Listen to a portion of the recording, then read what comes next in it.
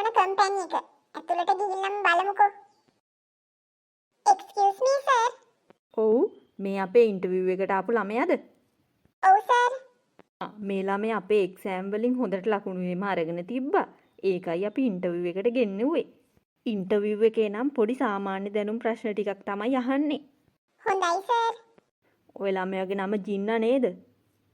ඔව් සර්. අපේ ලේ රතු පාට වෙන්නේ ලේවල අඩංගු කුමන ද්‍රව්‍ය නිසාද?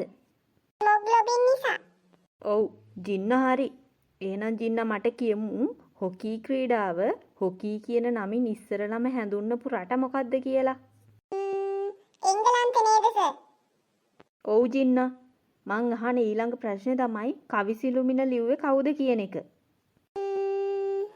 හදිසියක් නැහැ.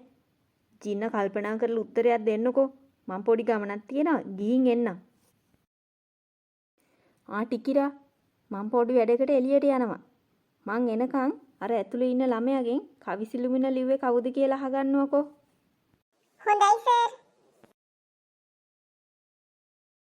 මොකෝ ටිකිරා මේ එළියට වෙලා.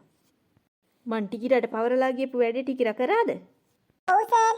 දන්නවනේ මේ ටිකිරාට වැඩක් පැවරුවොත්. ඌ මුලින්ම පිළිගත්තෙම නෑ සර්. ඒ වුණාට දෙකක් යන්නට පස්සේ ඌ කිව්වා කවිසිලුපුන ලිව්වේ ඌ කියලා. තමුසේ කිව්වේ තමුසේ ළමයට ගැහුවද? ඔව් සර්. හුරතල් කරලා ඔය වගේ ඒවාට උත්තර ගන්න බෑනේ. මොකක්? තමුසේ මේ රසාවට එන්න කලින් ඉස්සෙල්ලා වැඩ කරේ කොහෙද කියනවකෝ. මං ඉස්සරලා වැඩ කරේ පොලිසියනේ සර්.